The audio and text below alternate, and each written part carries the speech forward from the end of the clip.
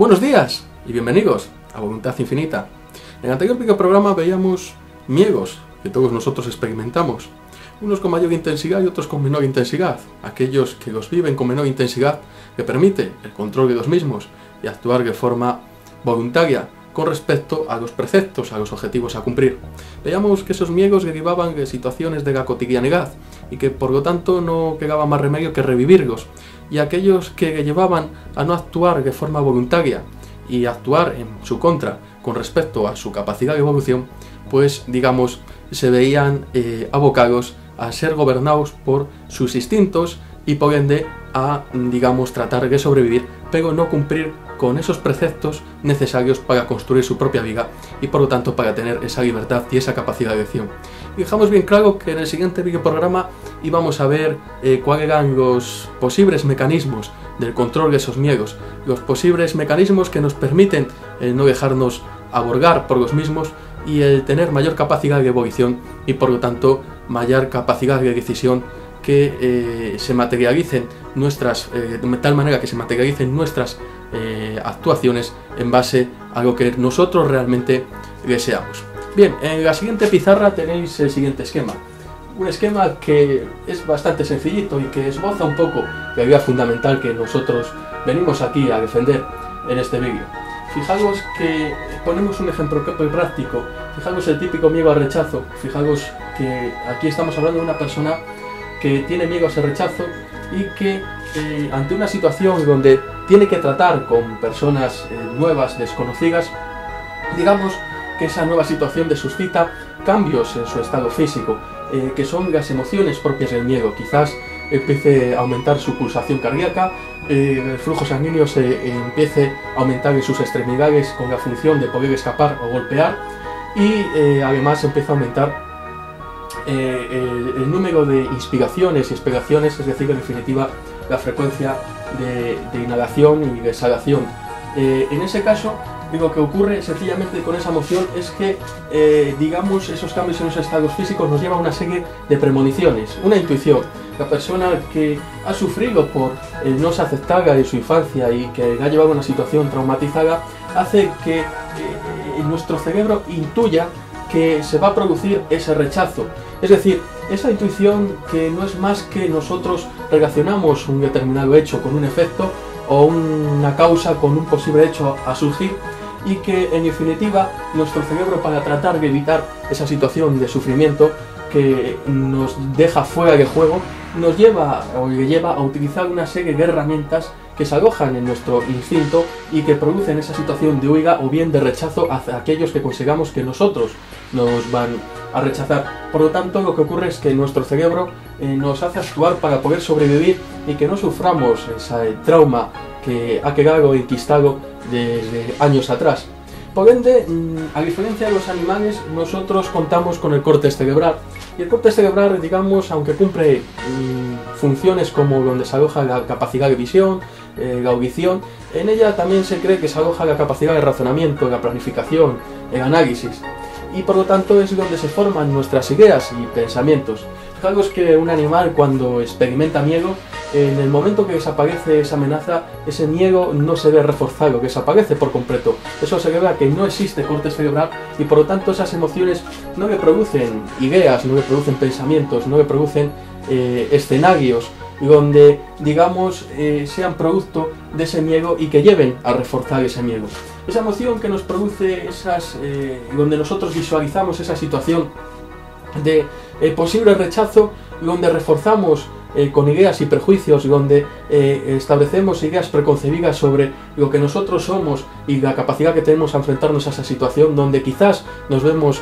aminorados, donde creemos que no vamos a ser de interés para nadie, donde creemos que no contamos con habilidades sociales, o bien donde creemos que los demás no son dignos de nuestro trato, que no son personas que gozan de buenas virtudes. Aplicamos calificativos y nos formamos ideas negativas sobre esas personas para rechazarlas, o bien nos formamos ideas negativas sobre nosotros mismos para huir. No obstante, cuando nosotros no conseguimos controlar esos pensamientos que surgen a partir de una idea fundamental de miedo y que utilizamos nuestra capacidad de razonamiento para reforzar ese pensamiento único de, en este caso, de rechazo, nos lleva a sentimientos. Digamos que los sentimientos en este caso tienen que ver con el miedo, pero el miedo aquí se ve reforzado y se aloja en nuestro estado emocional, y es lo que nos puede llevar a situaciones negativas, a situaciones de estado emocional negativas en las cuales nosotros nos vemos por debajo de esa situación a la cual nos tenemos que enfrentar, porque estamos terribilizando la medida que nosotros pensamos en favor de nuestro miedo y nos gobierna ese miedo, y en muchos casos incluso ese miedo empieza a extenderse porque terribilizamos dos veces, terribilizamos porque consideramos que nos van a rechazar y por lo tanto no nos integramos dentro del grupo que nos queremos integrar y deseamos integrarnos, y por ende terribilizamos por no ser capaces de integrarnos de ese grupo, que a partir de ahí, esa doble terribilización es donde lleve esa situación de sensación de inferioridad, de no sentirnos capaces, esa sensación de vacío y de frustración que nuevamente refuerzan esa idea del miedo, y de nuevo actuamos de forma intuitiva, instintiva, y a su vez reforzado ese miedo nos induce cada vez más a tener pensamientos que refuercen esa idea de rechazo. Por lo tanto, entramos en un bucle totalmente peligroso donde nos estaríamos autosaboteando. ¿Qué es lo que ocurre, por contra, si nosotros conseguimos mentalizar los pensamientos y las ideas surgidas de esas emociones? Es decir, si las ponemos en cuestión y somos capaces de analizarlas y somos capaces de valorar diferentes posibilidades. Imaginaos una persona que tiene miedo al rechazo y que encuentra una persona que ha conocido hace tan solo unos días por la calle y no le saluda. Inmediatamente pensaría que está siendo rechazado, con lo cual eso haría que cuando se encontrara nuevamente con esa persona tuviera una situación de huida o de rechazo hacia esa otra persona, porque da por válida la idea de que la otra persona la ha rechazado porque no la ha saludado, y eso se refuerza con un razonamiento en favor de nuestra idea fundamental o pensamiento de rechazo surgido de nuestras emociones, que llevan a que nuestros estados emocionales alojen miedo, y por lo tanto que cuando volvamos a toparnos con esa persona o con nuevas personas, esas emociones de miedo a rechazo sean mucho más intensas y nos lleve, por lo tanto, a actuar de forma instintiva, guiadas por la intuición de nuestras emociones, por esa relación causa-efecto que damos por hecha debido a experiencias pasadas. Sin embargo, la mentalización, el valorar la posibilidad de que simplemente esa persona no nos ha visto, simplemente esa persona tuvo un mal día, igual que no deseaba saludarnos a nosotros, no desea saludar a otras personas, que esa persona quizás pensaba que si te saludaba tendría que pagar a hablar contigo, llevaba prisa y hizo por no verte para poder seguir o continuar con su trayecto. Eso nos lleva a valorar diferentes posibilidades que no refuerzan esa idea de rechazo, y por lo tanto, cuando nosotros nos encontrásemos con esa persona, al no tener esa idea de rechazo en nuestra mente, sino ver diferentes posibilidades, el intentar cumplir con nuestra voluntad, en este caso, que sería cumplir con la necesidad que se encuentra en la impronta del ser humano como seres sociales que somos, de socializar y de formar nuevas amistades y conocer nuevas amistades. Bien, la lección de todo esto que sacara a partir de este esquema diseñado por todos nosotros es que fijaros que las circunstancias son las que nos producen determinadas emociones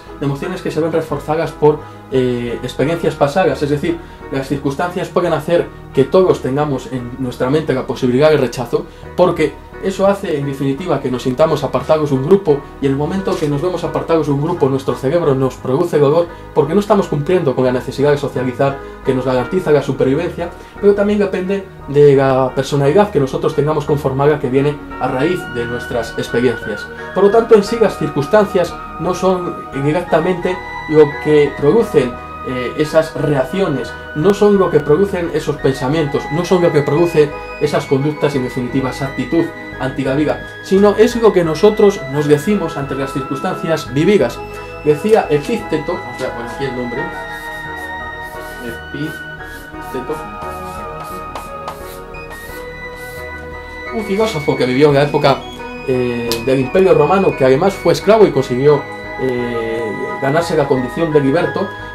decía que no son las circunstancias lo que nos produce daño, sino que es lo que nos decimos tras esas circunstancias lo que nos dañan o no. Es decir, cuando nosotros dramatizamos, lo que hacemos en definitiva es acentuar esos miedos, porque ese diálogo interno no es más que la idea surgida de ese miedo, si somos capaces de cuestionarla o no, de establecer un plan de crítica con los pensamientos surgidos con respecto a nuestras emociones o simplemente si nos dejamos guiar por las mismas y trabajar y que nuestra capacidad de razonamiento trabaje en favor de las mismas. Por tanto, si una persona, por ejemplo, acaba de sufrir rechazo o considera un determinado grupo, el hecho de que lo dé por válido y que considere que sea necesario y trascendental en tener nuevas amistades, cosa que es absolutamente incierta, crea una necesidad, en ese caso, que es la necesidad de ser aceptados en mayor grado de acentuación. Es decir, para sentirnos aceptados no hace falta tener ni amigos. Quizás con tener nuestros familiares, 3, 4 amigos, nuestra pareja, gente